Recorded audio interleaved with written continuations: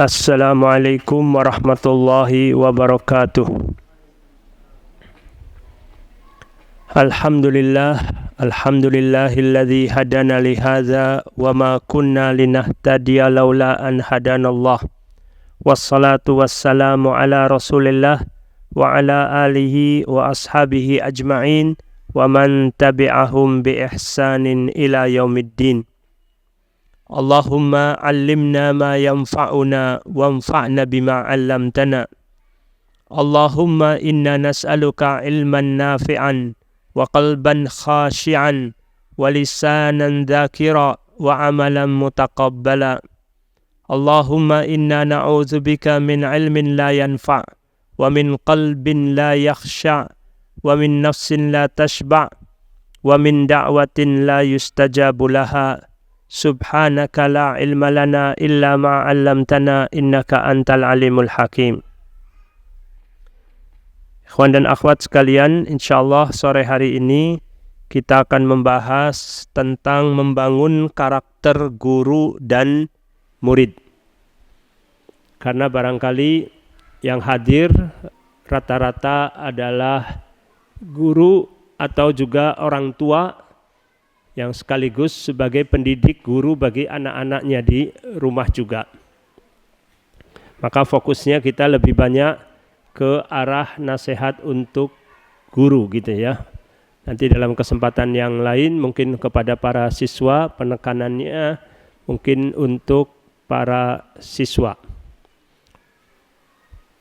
Ya. Kajian ini insyaallah saya susun sebuah tulisan yang insya Allah nanti akan dicetak menjadi buku, merupakan kumpulan dari artikel yang biasa ditulis dan disebarkan di sosial media. Sebagai pengantar, Allah Subhanahu wa taala berfirman, "Kama arsalna fikum rasulan minkum yatlu alaikum ayatina wa yuzakkikum wa yuallimukumul kitaba wal hikmah wa yuallimukum ma lam takunu ta'lamun." Sebagaimana kami telah menyempurnakan nikmat kami kepada kalian, kami telah mengutus kepada kalian seorang rasul di antara kalian yang membacakan ayat-ayat kami kepada kalian dan mensucikan kalian dan mengajarkan kepada kalian Alkitab dan Al-Hikmah serta mengajarkan kepada kalian apa yang belum kalian ketahui. Surat Al-Baqarah ayat 151. Dari ayat ini kita simpulkan bahwasannya tazkiyatun nufus, mensucikan jiwa itu lebih diutamakan dari taklim, dari pengajaran. Jadi penting sekali bagi para guru, orang tua, bukan hanya masalah transfer ilmu dalam mendidik anak, tetapi bagaimana kita bisa mengubah karakter dari karakter yang kurang baik atau tidak baik kepada karakter yang baik. Syekh Abdurrahman bin Nasir As-Sa'di rahimahullah berkata dalam tafsir ayat ini, mensucikan kalian maksudnya mensucikan akhlak dan jiwa kalian dengan mendidiknya kepada akhlak yang mulia dan membersihkan dari akhlak yang tercela.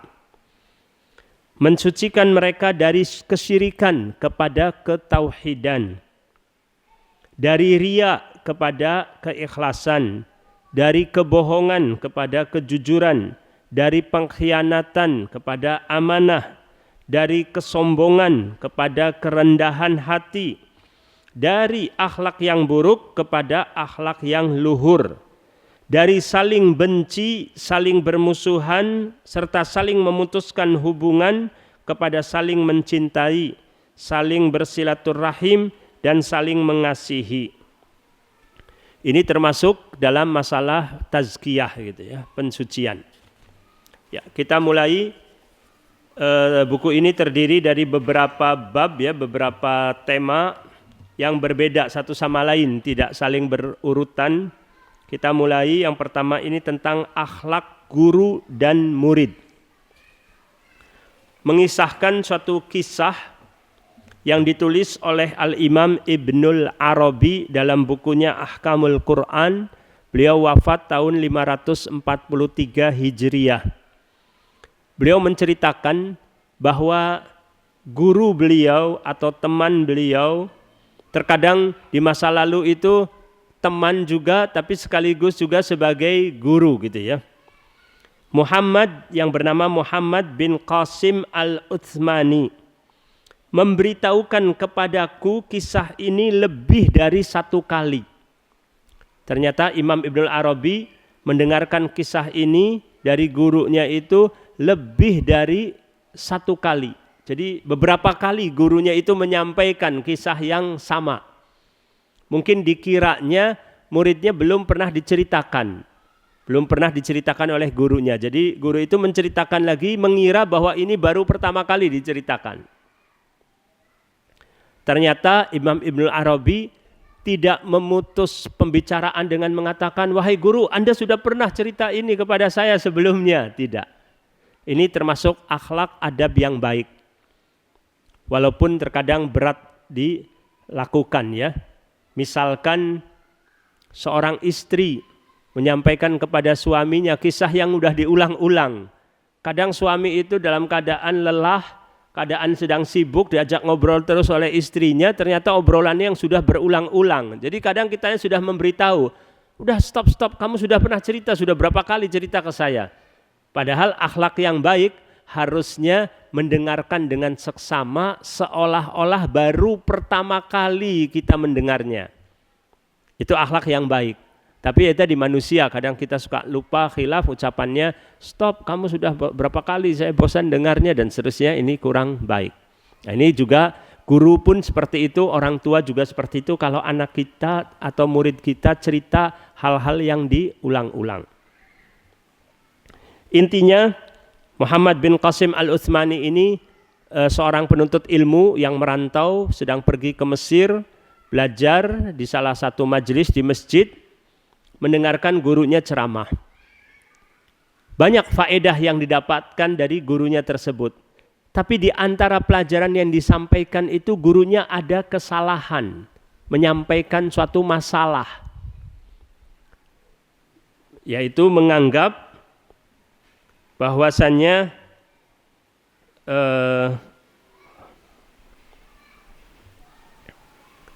Rasulullah Shallallahu Alaihi Wasallam pernah mengucapkan zihar kepada istrinya, gitu ya. Itu suatu kesalahan ya.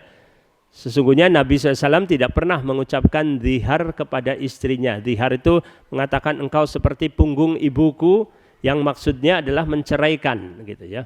Maksudnya seperti itu. Tapi beliau tidak pernah mengucapkan seperti itu. Hanya Syekh tadi, seorang ulama tadi keliru, keseleo lisan mengucapkan bahwa Nabi SAW pernah mendihar. Ketika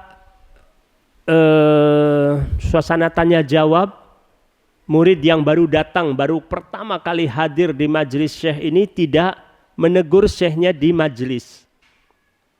Tapi ketika pulang selesai, gurunya itu ternyata pulang diikuti oleh murid-muridnya yang sudah lama belajar dengan beliau, berjalan kaki menuju rumah dari Syekh tersebut. Syekhnya bernama Syekh Abdul Fadl Al-Jauhari. Maka Muhammad bin Qasim Al-Utsmani ini mengikuti dari belakang. Sampai di depan rumah gurunya, rupanya ada teras, ada majelis gitu ya, mungkin karpet, duduk lagi guru tersebut bersama murid-muridnya ngobrol lagi. Sedangkan Muhammad bin Qasim dari agak kejauhan melihat mereka berbicara. Sampai Syekh ini memperhatikan ada orang asing yang sedang berdiri melihat kepadanya. Maka Syekh mengucapkan salam dan mengatakan, apakah kamu ada perlu dengan saya secara pribadi? Ya, benar. Akhirnya Syekh mempersilahkan murid-muridnya untuk pergi menjauh. Lalu Muhammad bin Qasim datang menyampaikan kepada Syekh bahwa saya baru pertama kali hadir di majelis Anda. Alhamdulillah banyak ilmu, manfaat dan keberkahan yang saya dapati dari ilmu yang Anda telah sampaikan. Tadi Anda telah menyampaikan ini dan itu, diceritakan dulu hal-hal yang baik-baiknya yang disampaikan oleh syekhnya tersebut. Baru terakhir mengatakan, Syekh tadi Anda menyampaikan bahwa Rasulullah SAW pernah mendihar istrinya. Padahal dihar itu suatu ungkapan yang mungkar, yang dusta, mustahil Rasulullah SAW melakukan hal yang demikian. Beliau tidak pernah dalam hidupnya mengucapkan dihar kepada istrinya. Barulah Syekh itu sadar atas kekeliruannya. Maka dipeluklah muridnya tadi yang usianya jauh lebih muda, istilahnya ya. Kemudian baru pertama kali juga tidak dikenal sebelumnya. Kemudian dicium keningnya si murid. Padahal menurut kebiasaan di negeri Arab, murid yang mencium kening gurunya gitu ya. Kalau di kita di Indonesia umumnya mencium tangan gitu ya. Akhirnya Syekh tadi berterima kasih kepada si murid tadi yang telah meluruskan kesalahannya dan mendoakan kebaikan untuk muridnya, bahkan memanggil murid tadi dengan guru. Anda adalah ustadz saya, Anda adalah syekh saya gitu. Sebagai bentuk tawadhu, kerendahan hati. Padahal ilmu guru tersebut jauh lebih luas, lebih dalam daripada murid yang masih muda tadi. Sudah akhirnya mereka berpisah. Lalu Muhammad bin Qasim ini berniat, besok saya akan hadir lagi di majelisnya syekh tersebut. Sebelum syekh datang ke masjid, saya mau datang lebih dulu, lebih awal. Misalnya pengajiannya jam 5, si murid itu ingin hadir setengah 5 sore misalnya. Ternyata ketika Muhammad bin Qasim datang lebih awal, ternyata gurunya sudah datang lebih dulu. Padahal dia sangka dia yang pertama kali datang. Ternyata gurunya sudah datang, sebagian murid-murid sudah datang. Ini pelajaran ya bagi para guru untuk disiplin. Jangan terlambat pada saat acara mengajar. Ya, cara mengajar jangan sampai terlambat. Ini. Termasuk juga pengajian-pengajian di masjid-masjid juga gitu ya. Upayakan, artinya jangan sampai guru yang terlambat. Walhasil akhirnya guru tersebut melihat Muhammad bin Qasim memanggil dari kejauhan. Wahai anak muda, wahai guruku, kemarilah ke sini, duduk di samping saya. Semua mata memandang kepada Muhammad bin Qasim. Bahkan sebagian orang berlari memegang tangan, menggandeng Muhammad bin Qasim dan dituntunnya dibawa ke dekat Syekh. Semua orang pada melihat. Sedangkan Muhammad bin Qasim ini punya sifat pemalu. Ditonton oleh banyak orang, keringat yang keluar gitu kan. Dia sampai bingung, seolah-olah saya seperti lupa ada di mana ini gitu. Karena groginya, tidak nyamannya diperhatikan oleh banyak orang, jadi pusat perhatian. Lalu Syekh Abdul Fadl Al-Jauhari menyampaikan bahwasannya beliau ini kemarin telah menegur saya atas kekeliruan saya ceramah di masjid ini. Tapi kalian tidak ada satupun yang menegur saya, tidak ada satupun yang meluruskan saya gitu. Beliau ini adalah guru saya, sampai menyampaikannya seperti itu. Dan didoakannya Muhammad bin Qasim dengan doa yang panjang di majelis tersebut. Ini kisahnya demikian. Ini pelajaran sebenarnya bagi para guru juga. Jangan punya sifat sombong, menolak kebenaran meskipun datang dari muridnya. Kalau dia keliru, jangan segan untuk meralat, untuk mengakui bahwa saya salah gitu ya. Ini terkadang tidak mudah Seorang ibu ditegur oleh anaknya gitu kan, oleh ponakannya, oleh adiknya yang masih kecil misalnya. Seorang suami ditegur oleh istrinya, terkadang tidak terima. Tapi kita harus biasakan bahwasanya kita harus punya sifat mau mengakui kesalahan jika salah. Ini sifat yang mulia, rendah hati yang insyaallah Allah akan tinggikan derajat orang tersebut. Tapi satu sisi ketika kita mau menegur juga, tegur dengan adab yang baik. Menegur guru misalnya ya, itu tegur dengan adab yang baik. Secara empat mata, tidak di hadapan orang lain gitu.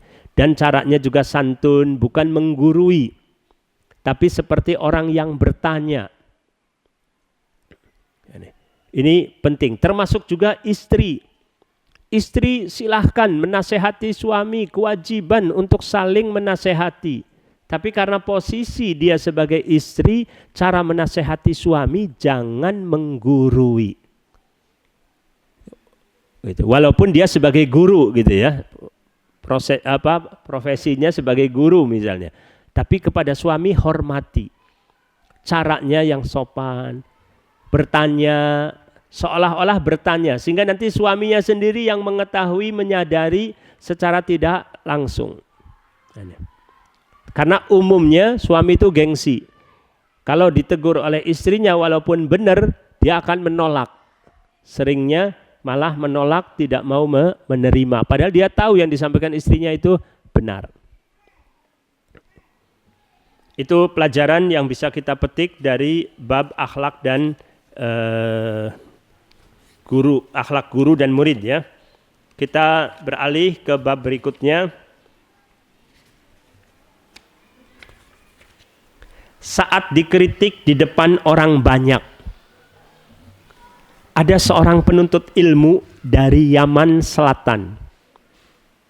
Ini kejadian di tahun 1970-an. Saat itu negeri Yaman Selatan ini dikuasai oleh komunis gitu ya. Anak muda ini, pelajar ini termasuk orang yang diburu untuk dipenjara atau bahkan mungkin dibunuh, sehingga anak muda ini melarikan diri ke Mesir. Belajar di Universitas Al-Azhar. Lalu terjadi ketegangan hubungan diplomatik antara Mesir dan Yaman. Bahkan Mesir memutuskan hubungan diplomatik dengan Yaman dan mengusir semua warga negara Yaman untuk keluar dari Mesir. Anak muda ini tidak bisa pulang kembali lagi ke Yaman, ke negerinya. Karena kalau pulang kembali kemungkinannya tadi dipenjara atau bahkan dibunuh. Maka dia melarikan dirinya ke Arab Saudi, ke Mekah, sambil belajar di Masjidil Haram. Ketika mendengarkan syekh di sana, syekhnya bernama Syekh Abdullah bin Humaid rahimahullah, seorang ulama besar yang punya pengaruh di negara juga, mengajar di Masjidil Haram. Ternyata anak muda ini mengkritik syekh di depan orang banyak. Syekh, apa yang tadi Anda sampaikan itu adalah salah gitu. Yang benar adalah seperti ini dan seterusnya. Padahal mungkin masalah fikih gitu ya. Yang masalah fikih itu terjadi adanya khilafiyah. Yang mungkin masalah salah dan benar bisa relatif juga. Artinya tidak bisa kita memaksakan bahwa sayalah pendapat yang paling benar misalnya. Dan bisa jadi anak muda ini karena masih terbatas ilmunya juga menganggap benar padahal pendapatnya mungkin kurang kuat gitu ya, bisa jadi.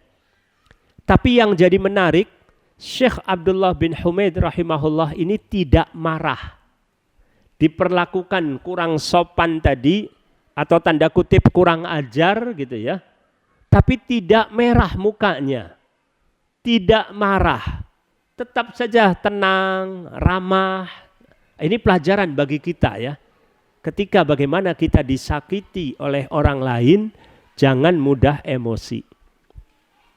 Kalau kita baca di surat Yusuf, kita akan dapati juga bagaimana Nabi Yusuf juga ketika dituduh oleh saudaranya sebagai pencuri. Saudaranya tidak tahu yang di hadapan beliau itu adalah Nabi Yusuf alaihissalam. In yasriq faqad saraka akhunlah, katanya. Kata saudara-saudaranya ini, kalau ini Bunyamin mencuri, itu dahulu saudaranya juga mencuri. Maksudnya Nabi Yusuf alaihissalam. Yang diajak bicaranya Nabi Yusuf. Sebagai penguasa, sebagai pejabat yang punya kemampuan gitu ya, kekuatan. Sedangkan saudara-saudaranya datang dalam rangka minta bantuan. Tapi apa? Nabi Yusuf, Allah sebutkan fa'asarraha fi nafsihi walam yubdiha lahum. Nabi Yusuf menyembunyikan kejengkelan di hatinya dan tidak menampakkan kemarahan kepada mereka. Berarti wajahnya saja tidak merah. Orang kalau marah itu bisa saja tidak mengucapkan kata-kata yang kasar, tapi dari wajah kelihatan kalau dia sedang marah. Tapi ini tidak menampakkan. Berarti luar biasa, kualitas dalam menahan marahnya itu adalah sangat tinggi. Dan ini tidak sampai orang kepada derajat tersebut kecuali sudah terlatih sebelumnya.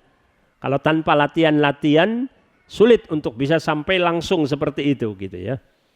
Makanya biasanya tadi orang yang sering diperlakukan tidak baik itu semakin kokoh jadinya.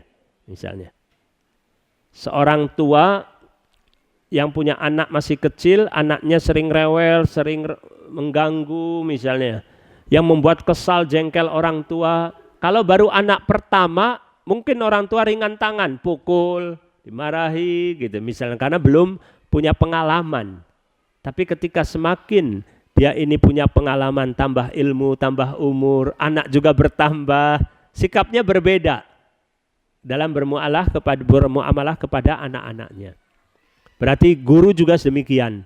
Kalau semakin dia punya pengalaman, jam terbang semakin tinggi, maka dia akan semakin lebih matang, lebih sabar menghadapi murid gitu ya. Makanya penting kalau di pondok, di asrama itu sebagai pimpinan asrama atau yang mengurusi siswa, santri harusnya orang yang sudah berpengalaman supaya dia berusaha untuk menggantikan peran orang tua gitu ya. Kalau yang masih muda-muda, mudah emosinya, marah, akhirnya diajak berantem, bertengkar dengan murid gitu ya. Walhasil ketika selesai kajian, Syekh Abdullah ini memanggil anak muda tadi yang mengkritik dengan kurang sopan tadi, dipanggilnya. Diajak bicara 4 mata. Kira-kira apa pembahasannya Syekh tadi? Apakah mau menegur? Tadi adab kamu kurang sopan dan lain sebagainya. Tidak sama sekali. Malah ditanya, saya baru pertama kali lihat Anda. Saya belum kenal. Siapa Anda? Akhirnya anak muda itu menceritakan riwayat hidupnya. Saya dari Yaman Selatan, kemudian lari dari pemerintahan komunis ke Mesir, lalu pemerintah Mesir mengusir kami karena memutuskan hubungan diplomatik dengan negeri kami, maka kami sekarang melarikan diri ke sini gitu ya. Lalu Syekh tadi, padahal Syekh tersebut paham kalau anak muda ini cara pemahaman beragamanya juga beda. Atau beda madrasah gitu. Atau barangkali sekarang istilah kerennya beda manhaj misalnya ya. Maksudnya beda pemahamannya. Tetapi Syekh menganggap bahwa anak muda itu adalah muslim, saudara. Sedang punya masalah, sedang lagi kesulitan. Maka Syekh membantunya. Syekh mengatakan, kamu ingin tidak memiliki warga negara Arab Saudi? Ganti warga negara supaya Anda di sini bukan sebagai pendatang, tapi sebagai warga negara. Oh ya, jelas mau sekali. Tapi bagaimana caranya? Saya buatkan surat rekomendasi untuk direktur imigrasi di Mekah ini. Kamu datang ke sana, sampaikan surat saya. Dibawanya surat pengantar rekomendasi dari Syekh kepada direktur imigrasi, langsung dibuatkan warga negara. Langsung ganti warga negara. Setelah itu anak muda itu kembali lagi ke Mesir melanjutkan kuliahnya sampai lulus. Setelah itu kembali lagi ke Arab Saudi dan tinggal di Madinah. Ini sekedar contoh ya. Luar biasa kesabaran seorang guru dikritik oleh seseorang murid yang kurang ajar adabnya, tapi dibalas keburukan itu malah dengan kebaikan gitu ya. Dan mudah-mudahan bisa jadi ini jalan sebab orang mendapatkan hidayah, simpati kepada guru tersebut, misalnya dengan sikapnya, dengan akhlaknya. Nah, ini. Maka ini perlu jadi contoh untuk kita semua dalam masalah kesabaran, santun, dan membalas keburukan dengan kebaikan, dan membedakan gitu ya antara permasalahan orang sebagai saudara yang perlu dibantu dengan tetap ketegasan dalam kita memegang prinsip dalam keyakinan, tetapi tidak mengurangi muamalah yang baik kepada sesama saudara. Lalu pembahasan berikutnya lagi kita bahas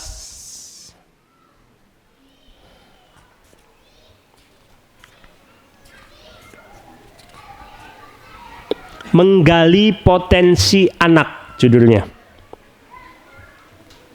Kita sering mendengar nama Imam An-Nawawi rahimahullah, penulis kitab Riyadhus Shalihin, Al-Arba'in Nawawiyah, Syarah Sahih Muslim, dan lain-lain sebagainya dari kitab-kitab fikih ataupun kitab-kitab hadis. Ya. Imam Nawawi ketika berusia 10 tahun, masih kecil ya, itu diajak oleh temannya bermain, tapi beliaunya itu tidak mau. Sedang ngaji baca Quran, diajak bermain, dan temannya itu setengah maksa mengajak bermainnya. Jadi Imam Nawawinya pun menangis, menolak untuk bermain karena lagi serius baca Al-Quran. Kejadian ini dilihat oleh seorang guru, tapi bukan gurunya Imam Nawawi, tapi dia seorang guru melihat kejadian tadi, kagum guru ini. Namanya Syekh Yasin bin Yusuf Al-Maraqisyi. Lalu ditanya kan, kamu anak siapa? Gitu kan. Imam Nawawi ini siapa namanya? Imam Nawawi itu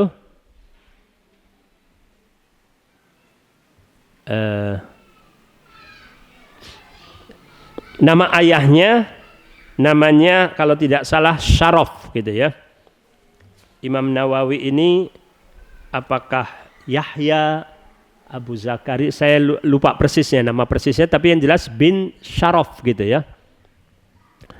Walhasil ditanya, siapa ayah kamu? Mana ayah kamu? Ayah saya di toko, berprofesi sebagai pedagang. Antarkan saya ke ayah kamu.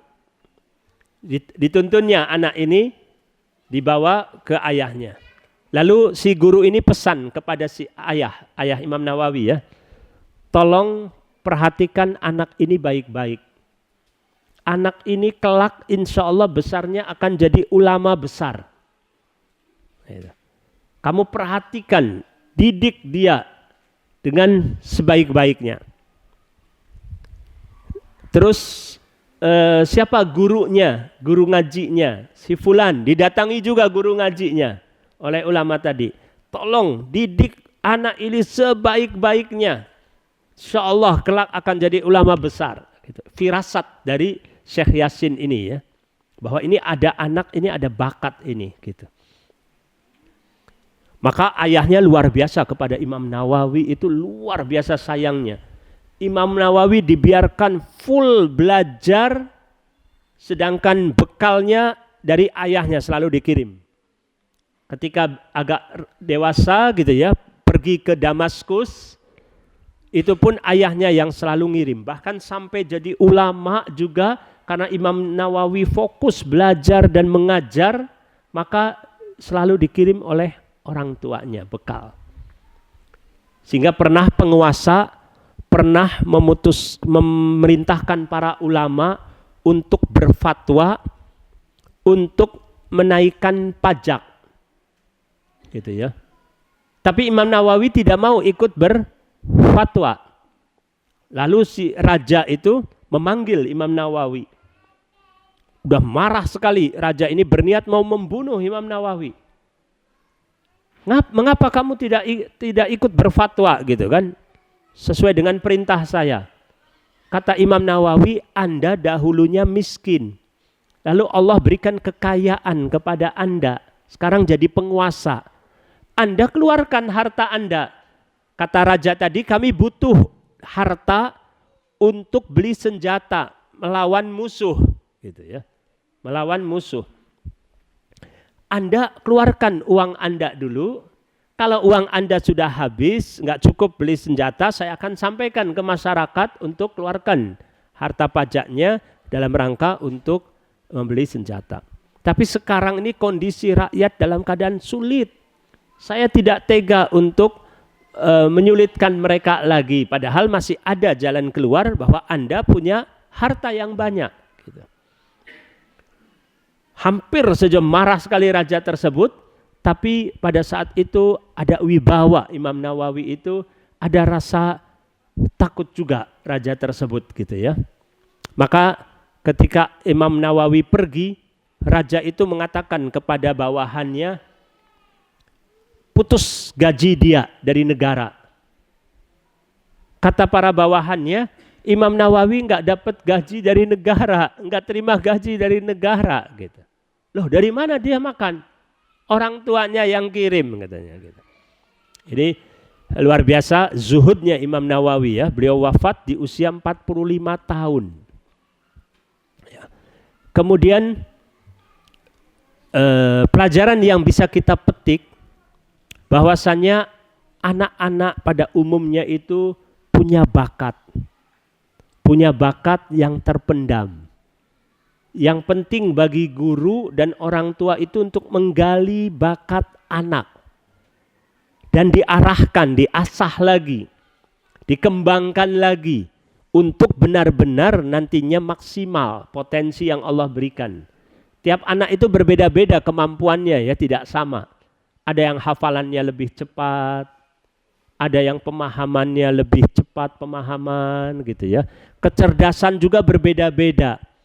Ada kecerdasan IQ, ada kecerdasan sosial, ada kecerdasan yang berbeda-beda. Nah, maka perlu untuk digali. Nah, ini. Kita terkadang kurang untuk menggali potensi anak. Misalnya anak ini kelihatan berbakat dalam berpidato, mungkin didatangkan ahli pidato bagaimana mengajarkan anak berpidato yang baik misalnya. Anak ini ada kelihatan bakat di bidang menulis, mungkin diajarkan bagaimana menulis yang baik dan seterusnya misalnya sesuai dengan bakat dari anak tersebut. Maka ini penting peranan orang tua dan guru gitu ya untuk mengembangkan bakat. Kita bicara misalnya secara umum saja sepak bola dunia saja ya, pemain sepak bola dunia sampai sekarang ini menjadi terkenal luar biasa misalnya hebat mainnya, itu dididik umumnya dari kecil oleh para pencari bakat yang datang pergi ke kampung-kampung melihat anak kecil, ini berbakat, diajak untuk masuk ke klub, dilatih dan seterusnya gitu ya. Ini sekedar contoh saja maksud saya bagaimana seorang itu tidak mungkin untuk langsung menjadi orang yang hebat sebelum dididik. Begitu pula anak-anak kita juga perlu dididik oleh guru dan juga orang tua. Sehingga nantinya akan muncul lahir insya Allah pemimpin-pemimpin yang sangat tangguh, sangat kuat, amanat, jujur, bertakwa kepada Allah Subhanahu wa taala dan berakhlak mulia.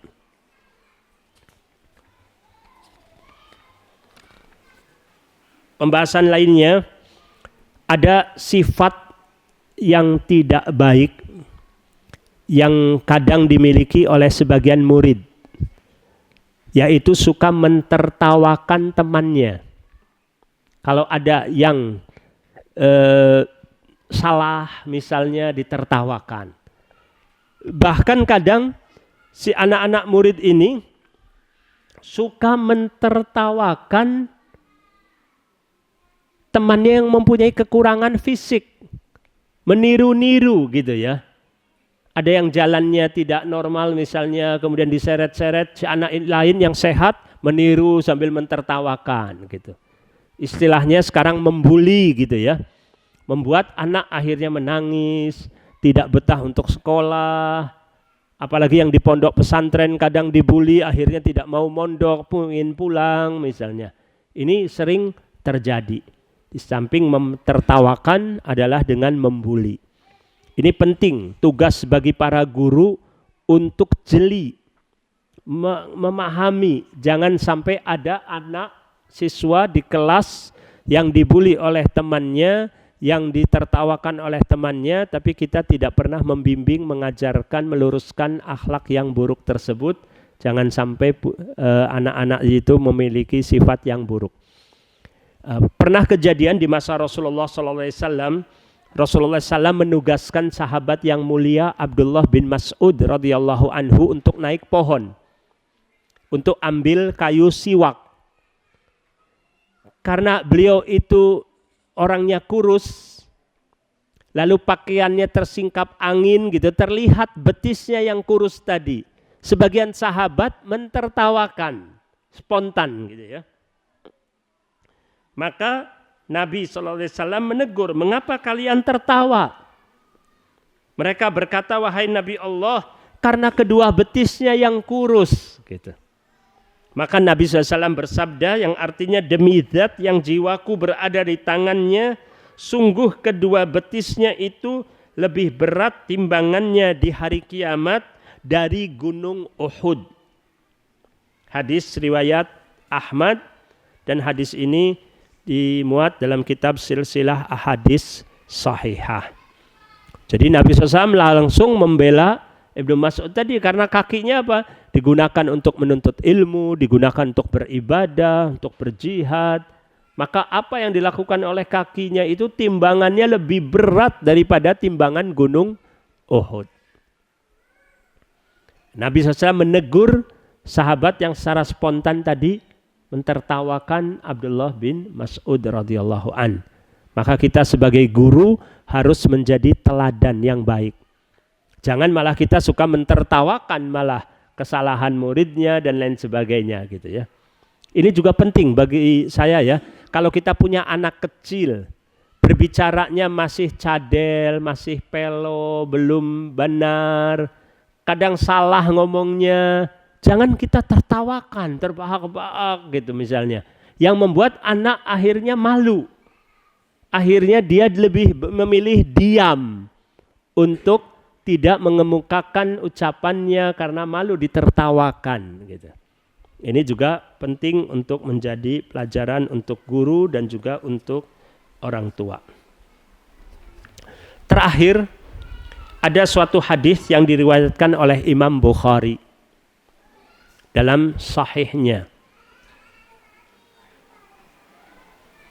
tentang adanya peristiwa di zaman Bani Israel. Ada 3 orang yang masuk ke dalam gua lalu tertutup, ada batu besar menutup pintu gua tersebut. Mereka bertiga tidak bisa keluar, ketika mendorong nggak bisa keluar, terjebak di dalam gua. Bayangkan kalau terjebak berhari-hari bisa menyebabkan kebinasaan, kematian mereka gitu ya. Tidak ada makanan, tidak ada minuman gitu. Akhirnya mereka bertiga sepakat tidak ada yang bisa menyelamatkan kita kecuali Allah. Maka masing-masing kita berdoa minta kepada Allah dengan menyebutkan amal soleh yang pernah kita lakukan.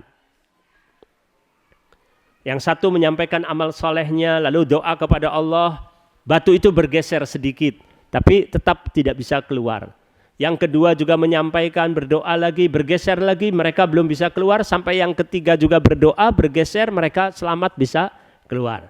Salah satu di antara yang berdoa tadi, ada yang berdoa dengan menyampaikan, ya Allah, saya ini mencintai anak paman saya atau anak bibi saya, saudara sepupu gitu ya. Saya pernah mengajaknya berzina, dia tidak mau. Suatu hari dia perempuan, anak sepupu, saudara sepupunya ini perempuan, mengalami kesulitan ekonomi, mau pinjam uang kepada saya. Jumlahnya lumayan cukup besar, lalu saya anggap ini sebagai kesempatan, saya mau berzina dengan dia. Jadi dia bilang, saya akan beri kamu uang, nggak usah pinjaman, tapi syaratnya kamu mau main bersama saya. Waliyadzubillah gitu ya. Si perempuan ini karena lemah iman, ditambah lemah ekonomi, lagi keadaan terpepet, akhirnya mengiyakan, setuju. Dah diberi uang lebih dari apa yang dibutuhkan. Lalu ketika mereka berdua ini sudah bertemu, tidak ada orang lain yang tahu gitu ya, hendak melakukan perbuatan zina waliyadzubillah, si perempuan itu mengingatkan saudara sepupunya yang laki-laki tadi, ittaqillah, takutlah kamu kepada Allah. La tafuddal khatam illa bihaqqiha. Jangan kamu patahkan cincin kecuali dengan haknya. Artinya jangan melakukan hal yang diharamkan oleh Allah Subhanahu wa taala kecuali dengan yang halal. Akhirnya saya gemetar, takut kepada Allah, takut kepada azab Allah. Saya suruh dia pulang. Saya tidak jadi melakukan perbuatan yang keji tadi, tidak jadi, batal. Dan saya suruh pulang dan saya beri uang tadi.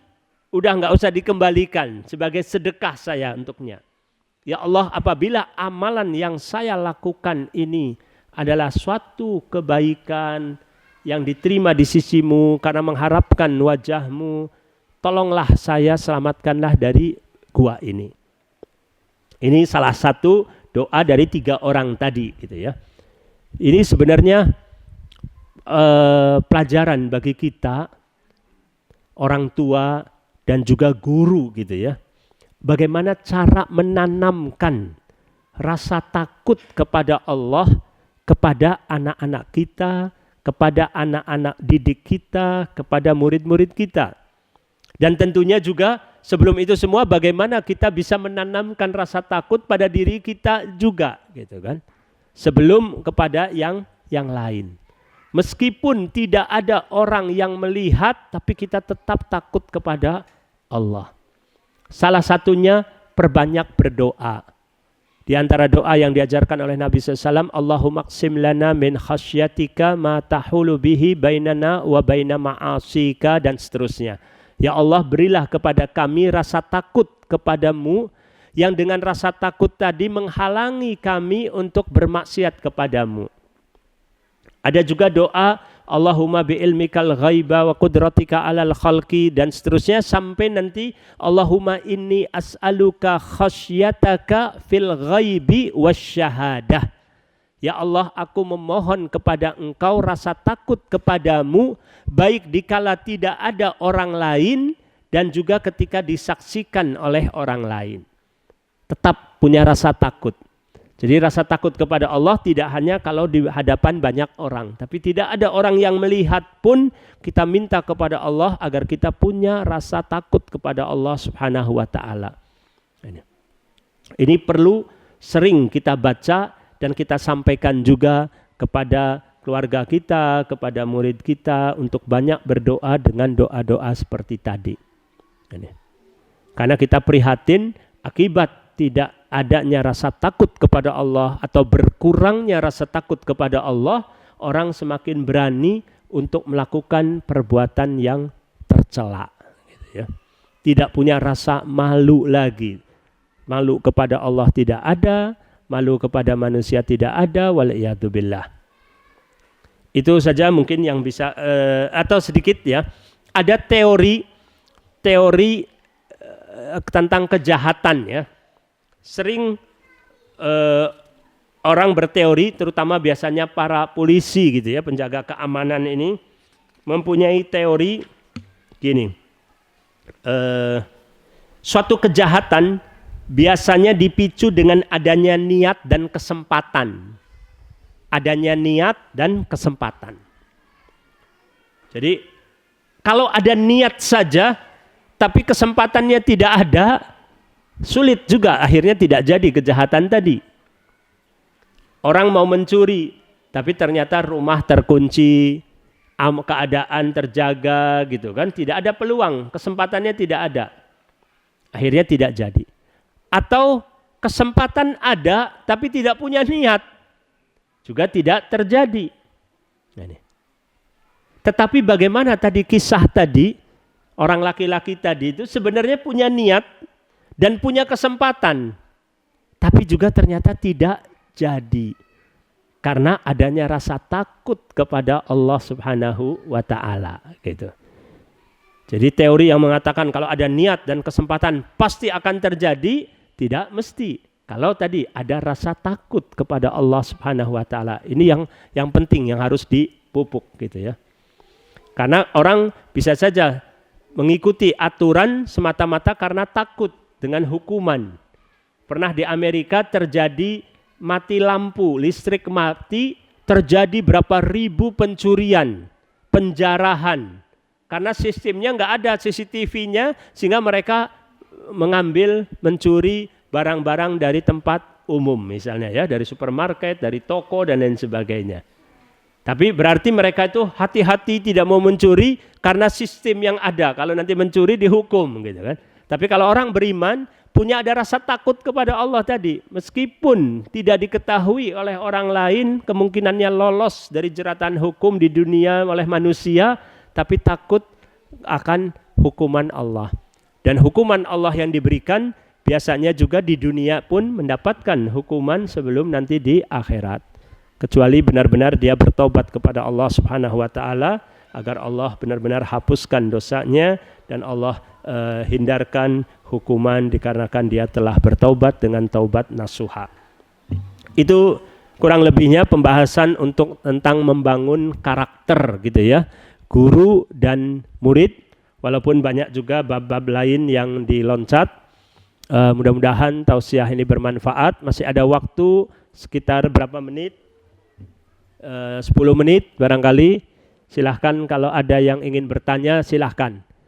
Baik dari ummahat bisa menulis di secari kertas, atau yang ikhwannya boleh menyampaikan secara langsung, tidak apa-apa, secara lisan. Ya, silahkan.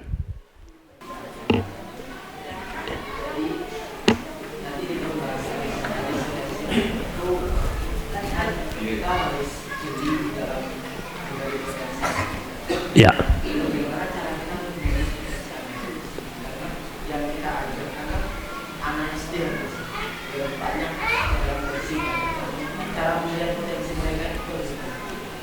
Ya.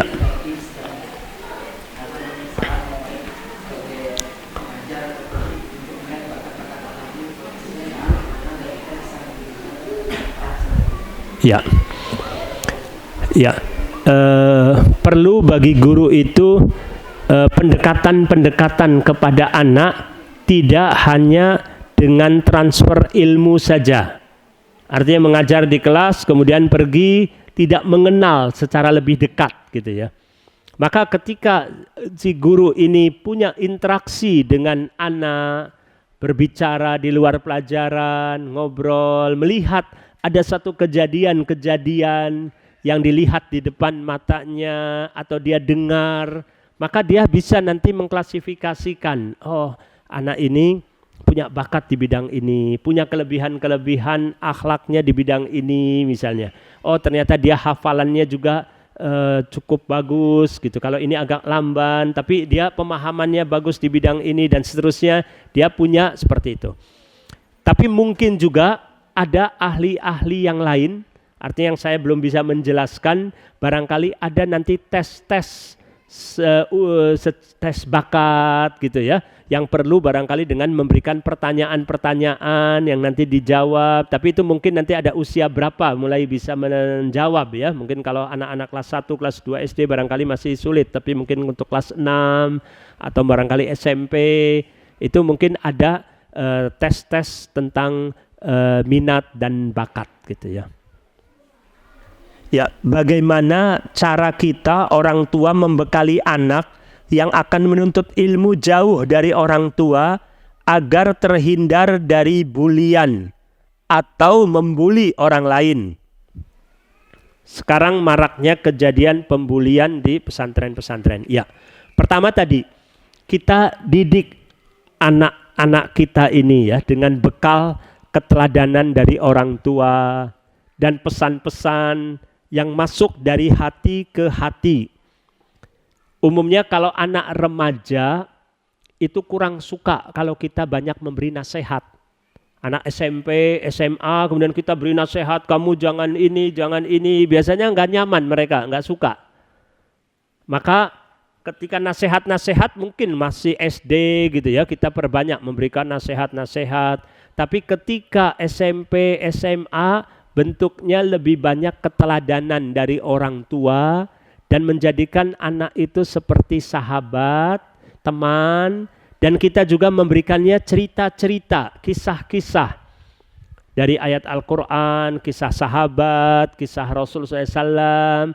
Jadi upayakan juga walaupun itu anak gitu ya, kita upayakan untuk anak itu bisa meresapi secara sadar tanpa merasa lagi didoktrin oleh kita gitu ya, supaya bisa menyadari dengan sendirinya mana akhlak yang baik yang harus dilakukan, mana akhlak yang buruk, dan perlu diberitahukan bahwasanya menzalimi orang lain nanti Allah akan membalas kezaliman bagi siapa orang yang berbuat zalim misalnya ya.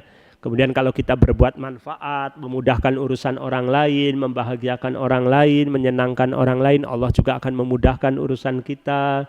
Sehingga kita, anak-anak kita diharapkan ketika mondok pun tidak menjadi penyebab merugikan orang lain. Adapun kalau nanti anak kita jadi korban, dibully oleh orang lain, kita juga mantapkan anak kita ini menjadi orang yang kuat.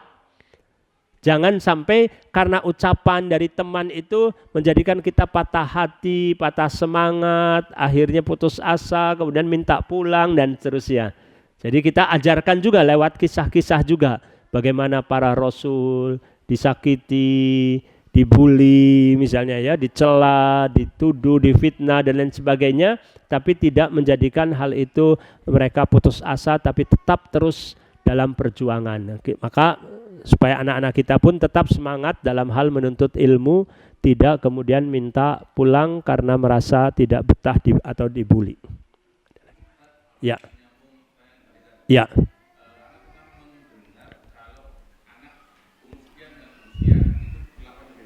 Ya. Ya. Jadi tadi perlakuan bisa dibedakan tadi dari sisi umur gitu ya. Ada perbedaan-perbedaan pembagiannya ya, mungkin lebih detailnya dalam buku-buku tentang pendidikan misalnya ya, batasan-batasan usianya seperti yang saya tadi sampaikan. Ketika masih anak-anak kita berikan doktrin, nasihat secara menggurui mungkin tidak masalah, tapi ketika sudah SMP, sudah SMA ada perbedaan gitu. Dan kita juga orang tua harus banyak maklum ya. Harus banyak maklum, tidak kemudian bersuudzon kepada anak. Contoh saja ya, kita punya anak SMP, kita antar ke sekolah oleh ayah, naik motor. Belum sampai sekolahan anak minta turun. Ayah di sini aja turunnya, padahal masih 50 meter atau 100 meter dari sekolah.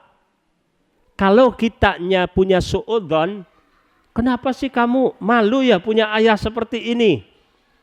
Atau karena ayahnya pakainya motor, nggak pakai mobil ya? Kamu nggak bersyukur sama Allah, langsung dimarah-marah si anak. Tapi kalau kita jeli bahwa anak ini malu, nanti dibully oleh teman-temannya. Oh, udah SMP masih diantar oleh orang tua, nggak berangkat sendiri, oh, anak mama, anak ayah, anak manja, dia malu. Nah, ini yang pada umumnya anak-anak usia seperti itu tuh demikian. Maka kita perlu memahami, menerima, nggak apa-apa diturunkannya 100 meter sebelum sekolah, nggak ada masalah gitu. Kita memahami. Kalau anak kecil kita ikut pergi kemana selalu minta ikut, masih SD ya. Tapi kalau udah SMP biasanya kita ajak nggak mau ikut gitu, karena dianggap nanti dianggap masih kecil gitu kan, saya udah besar misalnya. Nah, ini pada umumnya seperti itu. Maka perlu orang tua bijak dalam mensikapi anak gitu ya. Sedikit lagi contoh juga, ketika kita perlu memotivasi anak. Memotivasi, ketika anak keliru, anak salah tuh jangan langsung dimarah.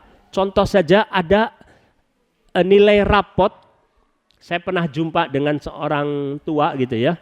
Dia katakan anak saya nilai rapot matematikanya 30 dari 100, merah. Saya lihat, saya kaget. Anak saya pun melihat saya khawatir kalau dia dimarah oleh saya. Tapi saya tidak memarahi anak saya. Saya katakan, bagus. Bapak bangga dengan kamu karena kamu anak yang jujur. Nilai 30 ini nilai murni kamu. Ayah tidak bangga kalau kamu nilainya 80, 90 tapi hasil nyontek. Tapi tingkatkan lagi ya semester depan supaya nilainya lebih baik dari yang sekarang gitu. Si anak tidak merasa ada tekanan. Coba kalau dibilang anak bodoh gitu dan lain sebagainya, kamu nanti depan harus nilainya 80, mungkin tertegang gitu ya, mungkin malah stres. Alhamdulillah si ayah cerita kepada saya semester depannya nilai matematikanya 80 atau 90 gitu. Ini cara memotivasi anak gitu ya. Jangan. Ada juga orang tua yang anaknya udah ranking 2, nilainya rata-rata 9, masih dibodoh-bodoh juga karena nggak ranking 1 gitu kan. Dulu ibu tuh ranking 1 gitu, nilainya 9,5, kamu cuma 9, bodoh dan sebagainya. Kasihan itu ya. Maka anak juga butuh pujian yang memotivasi anak gitu ya. Bagaimana solusi yang baik jika anak ingin mondok tapi ekonomi tidak mendukung?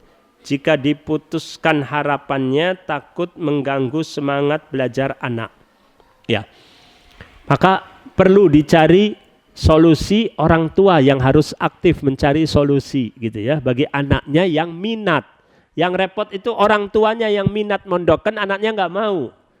Tapi kalau anaknya semangat karena masalah faktor ekonomi, maka orang tua pertama bisa mencari jalan keluar. Barangkali ada kakaknya, ada adiknya, ada kerabatnya yang punya kelapangan harta yang bisa membiayai keponakannya ini gitu misalnya, atau bisa membantu juga gitu. Kemudian juga dia bisa datang ke sekolah. Jangan langsung putus harapan dulu. Barangkali pihak sekolah nanti bisa juga memberikan dispensasi, keringanan, biaya dan lain sebagainya, maka dicoba dulu. Jangan langsung nyerah dulu sebelum mencoba.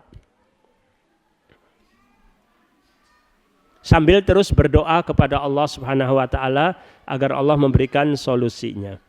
Solusi dari masalah-masalah yang kita hadapi. Ya. Jadi bagaimana tips menghadapi anak yang masuk fase remaja, yang dia lebih mendengar bahasa lingkungannya daripada orang tuanya. Cara menahan emosi agar tidak bicara atau marah kepada anak ya. Jadi benar-benar orang tua ini dan guru harus super sabar menghadapi anak. Barangkali kita juga berpikir dulu waktu saya kecil juga mungkin merepotkan guru saya dan merepotkan orang tua saya gitu kan. Tapi kita menuntut orang tua kita supaya sabar terhadap kita. Maka kita pun harus sabar kepada anak. Walaupun kita sudah bicara kepada anak-anak kita di rumah, kalau mandi, handuk jangan ditinggal di kamar mandi, tapi dibawa, ditaruh di tempat jemuran. Tapi tetap saja anak-anak mandi, anduknya ditaruh di kamar mandi lagi. Sudah berkali-kali disampaikan, kalau kitanya sumbu pendek yang ada marah-marah terus, gitu kan. Tapi kalau kitanya menganggap ini ujian ladang amal untuk saya, ambil anduk yang basah, kita jemur sendiri. Terus seperti itu. Lama-lama anak mungkin melihat, bisa jadi terenyuh hatinya dan bisa berubah. Kadang perubahannya butuh waktu. Sudah disampaikan mungkin beratus-ratus kali pun mungkin masih tetap saja gitu ya. Bukan berarti lagi mau mengejek kita, mau melawan, membangkang, enggak. Ya begitu mungkin kurang empatinya, kurang perhatiannya misalnya ya. Tapi kita doakan dengan doa yang baik. Boleh kita tegur anak kita ini siapa anduk siapa, lupa ya misalnya. Tapi yang penting jangan sampai kita kepancing untuk emosi. Ini. Suruh buka keran juga, kalau ke kamar mandi buka keran, setelah itu keluar tutup lagi. Tapi sering lupa, buka keran yang keras, besar, pergi sampai airnya meluber, nggak ditutup lagi gitu kan. Nah ini perlu diajar, terus dididik, dibimbing dengan bimbingan yang baik sambil kitanya doa. Agar Allah berikan kekuatan kepada kita, kesabaran menghadapi anak-anak kita, dan agar anak-anak kita ini diberi hidayah oleh Allah Subhanahu wa Ta'ala. Yang remaja juga seperti itu, upayakan pendekatan. Pendekatan dari hati ke hati, diajak bicara gitu ya. Karena kadang tidak paham gitu ya, kadang tidak paham. Perlu pendekatan, perhatian juga dari kitanya, kasih sayangnya ditambah supaya anak ini terjalin ikatan batin yang kuat dengan kita gitu ya. Ya, silakan Pak.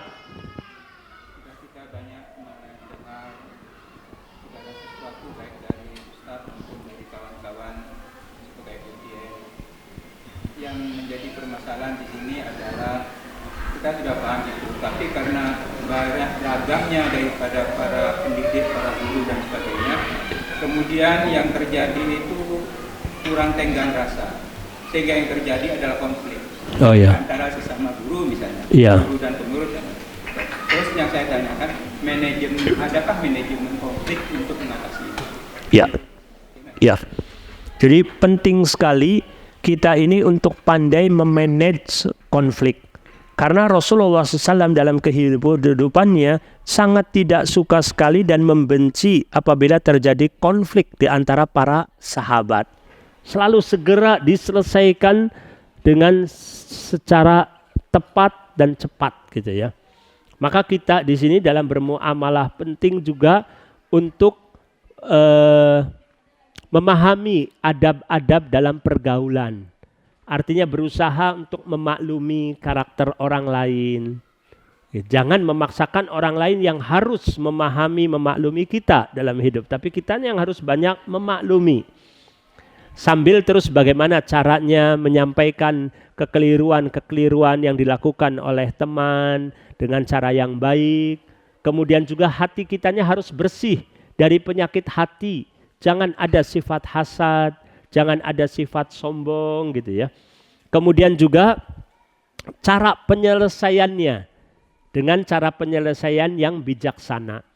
Maka kita perlu berdoa juga, memohon kepada Allah agar Allah berikan kepada kita sifat bijak. Di antaranya doa, Allahumma atinil hikmah allati man utiyaha faqad utiya khairan katsira. Ya Allah, berilah kepadaku sifat hikmah yang mana ketika seseorang diberi sifat bijak ini, maka dia telah diberi kebaikan yang banyak. Rabbi habli hukman wa alhiqni bis salihin waj'alli lisana sidqin fil akhirin waj'alni min warathati jannatin naim. Ya Allah, berilah kepada hukman, hikmah gitu ya. Ilmu yang dengan ilmu tersebut menjadikan dia tepat dalam memutuskan suatu perkara. Tepat dalam memutuskan perkara. Allahumma alhimni rusdi wa a'idni min syarri nafsi, dan doa-doa lainnya. Kemudian sebelum memutuskan sesuatu juga ada baiknya kita sholat istikharah. Minta petunjuk kepada Allah.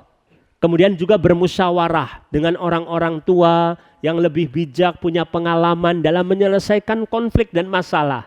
Bagaimana mereka pendapatnya? Karena banyak pendapat orang tua itu lebih bijak dibandingkan anak muda. Dari situ kita banyak belajar dari orang tua sehingga kita bisa lebih matang dalam menyelesaikan konflik-konflik yang terjadi. Sehingga kita berharap agar Allah jadikan kita ini sebagai kunci pembuka pintu kebaikan dan sebagai kunci penutup pintu keburukan. Jangan sebaliknya jadi kunci pembuka keburukan, penutup pintu kebaikan. Itu saja. Wassallallahu ala nabiyina Muhammad wa ala alihi washabbihi wasallam wa akhiru da'wana anil hamdulillahi rabbil alamin. Assalamualaikum warahmatullahi wabarakatuh.